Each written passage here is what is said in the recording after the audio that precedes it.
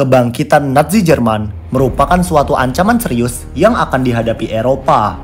Semenjak sang kumis kotak naik tahta, Jerman dan bangsa Arya mulai menyerbu para negara tetangganya.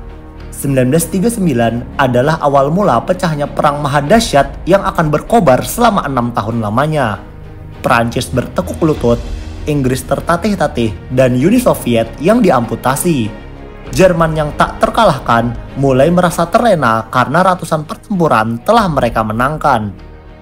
Namun, keberuntungan mereka satu persatu hilang menjelang 1942. Beberapa pertempuran besar yang Jerman alami mulai membuat kebuasan mereka perlahan disayat-sayat oleh sekutu. Salah satu pertempuran besar yang berhasil menghentikan langkah kaki mereka di Afrika Utara adalah pertempuran El Alamein. Pertempuran ini akan memberi pelajaran bahwa jenderal hebat dan termasyhur seperti Erwin Rommel, sang rubah gurun pun dapat dikalahkan oleh perpaduan dari timing, logistik, dan strategi di medan tempur. Selamat datang pada video History Lovers from Afrika. Kita akan melihat bagaimana kejayaan sang rubah gurun Erwin Rommel dapat pincangkan oleh jenderal sepuh yaitu Bernard Montgomery. Mari kita lihat bersama. Ketika Perang Dunia Kedua pecah, banyak negara-negara Eropa jatuh ke tangan pihak poros. Dalam prosesnya, Prancis, Polandia, Ceko, Norwegia, Belanda, dan lainnya jatuh dalam waktu singkat oleh Angkatan Darat Jerman atau Wehrmacht. Pada momen ini, para jenderal Pak Kumis masih berunding apa langkah selanjutnya yang harus dilakukan karena tujuan awal menguasai Eropa telah tercapai. Opsi yang paling masuk akal waktu itu adalah melumpuhkan Inggris terlebih dahulu yang menjadi satu-satunya negara barat yang masih bertahan. Namun, setelah pertempuran udara Britania, Pak Kumis tak yakin Inggris bisa ditumbangkan dengan mudah.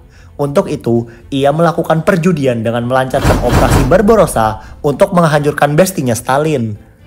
Mau tidak mau, suka tidak suka, para jenderal Jerman mulai melakukan persiapan matang untuk dapat menundukkan Soviet. Namun di tengah persiapan perang ke wilayah timur, Italia selaku sekutu Jerman malah melakukan penyerangan terhadap koloni Inggris di Afrika dan Yunani. Setelah deklarasi perang Italia pada 10 Juni 1940, Italia mulai menyerang Athena, Somaliland, dan Mesir. Namun karena kurang persiapan, tentara sekutu dengan mudah menghalau penyerbuan Italia. Parahnya lagi, Royal Army dan sekutunya malah merangsek masuk ke dalam wilayah koloni Italia di Libya dan Albania. Pak Adolf yang telah menyiapkan tentaranya untuk berperang di Rusia terpaksa harus mengalihkan kekuatannya untuk menyelamatkan Italia. Dengan cepat, medan perang telah dibanjiri oleh orang-orang Jerman dan menyebabkan aneksasi Yunani. Di Afrika Utara sendiri, Hitler mengirim sekitar 120.000 tentara Jerman. Unit ekspedisi ini akan dikenal sebagai Dutch African Corps. Dan pemimpinnya juga bukan orang sembarangan, yaitu General Lieutenant of Panzer Army Johannes Erwin Eugen Rommel, selaku pemimpin dari korps tersebut. Singkatnya, Afrika Corps berhasil membalikan keadaan Italia di Libya. Berbagai kemenangan menentukan seperti pengepungan Tobruk, pertempuran Gazala, membuat nama Erwin Rommel tersebar luas dan ditakuti sekutu. Saking mengerikannya African Corps, Erwin Rommel mendapat julukan Sang Rubah Gurun. Ketika terjadi kekalahan dalam pertempuran Gazala, Inggris didorong mundur ke timur menuju Mesra Matruh, tempat mereka mulai melakukan pertahanan. Jenderal Claude Auchinleck menggantikan Letnan Jenderal Neil Ritchie dan mengambil alih komando Angkatan Darat ke-8 yang bertarung menghadapi Afrika Corps. Namun para komandan Inggris yang pesimis dapat menahan pasukan Erwin Rommel ketakutan dan mundur lebih dalam menuju El Alamein, sekitar 240 km ke timur. Keputusan ini akan berakibat kepada rakyat Mesir dan pangkalan Alexandria rentan terhadap pengebom-pengebom Jerman. Sementara itu, Rommel dan Panzer Army terus melakukan pres dan mengejar tentara ke-8. Mereka bertahan hidup menggunakan bahan bakar dan amunisi yang ditinggalkan Inggris. Pada hari sebelumnya, Inggris melakukan penarikan mundur dengan tergesa-gesa. Ini menyebabkan banyaknya ribuan ton logistik yang berisi bahan bakar, amunisi, senjata, makanan, dan pakaian tertinggal di Tobruk, kemudian dipakai oleh Panzer Army. Di Panzer Army sendiri, logistik merupakan hal yang menjadi masalah utama Panzer Army. Suplai Jerman ke Afrika Utara mengalami berbagai keterlambatan dalam pengirimannya.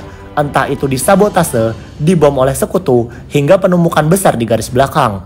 Karena itu, Rommel sangat bergantung pada logistik yang ditinggalkan oleh Inggris.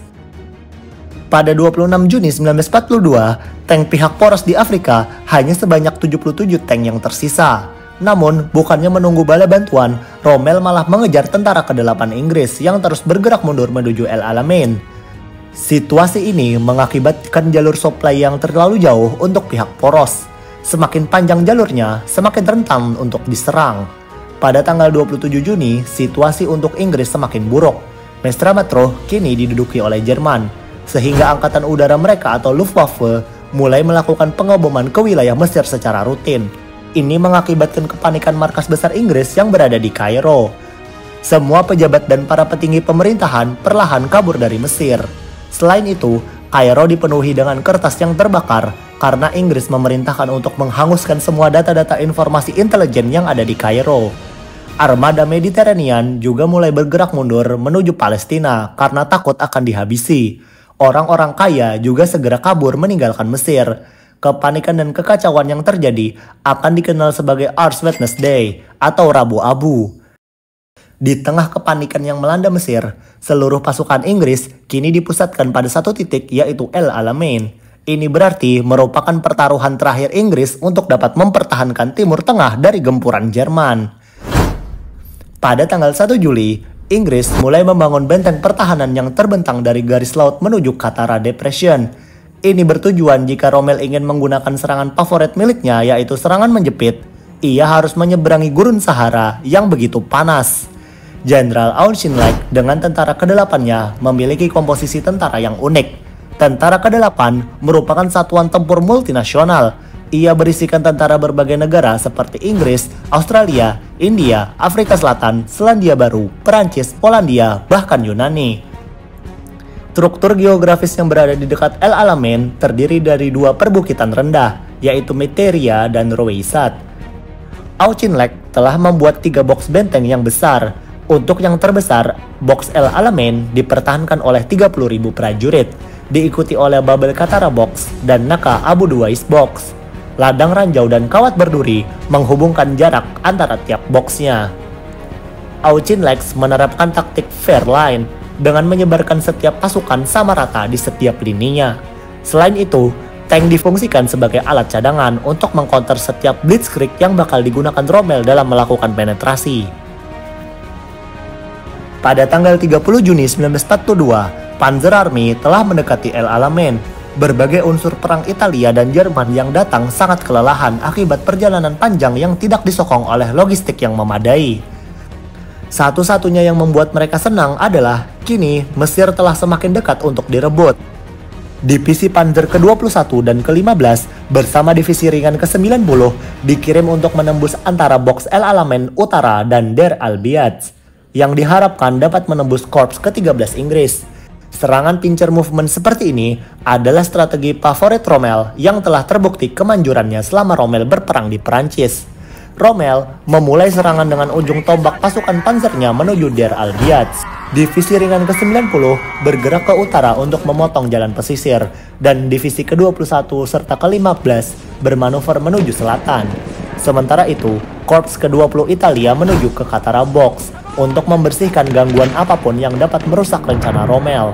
Namun terjadinya badai pasir ditambah dengan dominasi Royal Air Force membuat divisi Panzer ke-21 dan ke-15 tertahan dan mengalami kebuntuan.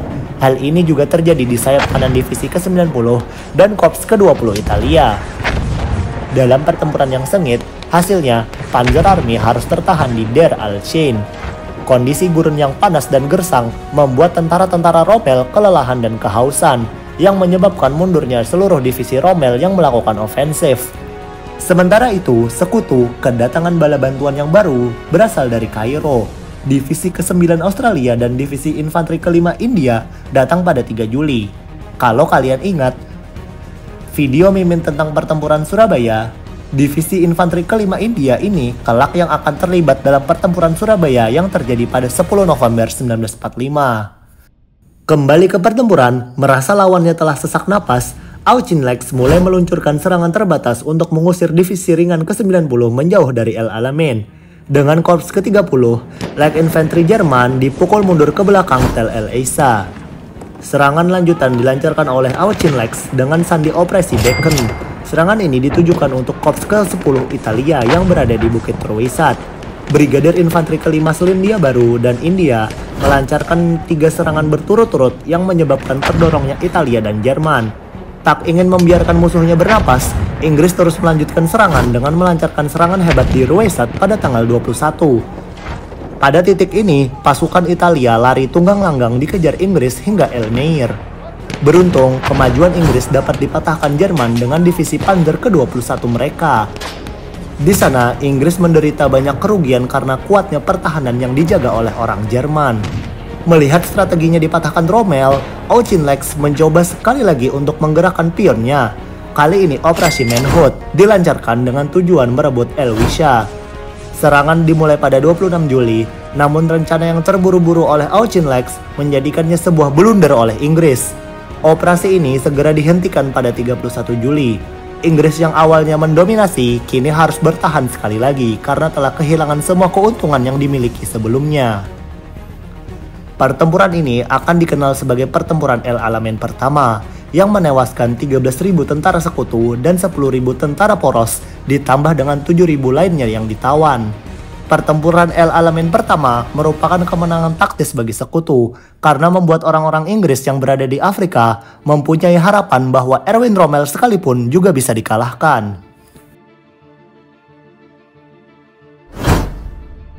Namun, blunder Auchinleck pada operasi Manhood membuatnya dicopot oleh petinggi Inggris karena tidak kompeten. Inggris yang mulai putus asa dengan kehilangan jenderalnya lalu memutuskan untuk menggantinya lagi pemimpin tentara ke-8. Kelak, pemimpin baru ini akan segera terkenal sebagai tokoh jenderal yang paling berpengaruh pada Perang Dunia II, yaitu Letnan Jenderal Bernard Montgomery. Bagaimana cara Montgomery menyelesaikan masalah Inggris di El Alamein? Apakah ia bisa mengalahkan sang rubah gurun Erwin Rommel? Kita akan melanjutkan series Front Afrika Utara pada video selanjutnya yang berjudul Pertempuran El Alamein kedua. Oleh karena itu, jangan lupa like, subscribe, komen, dan share video ini. Semoga bermanfaat dan sampai jumpa.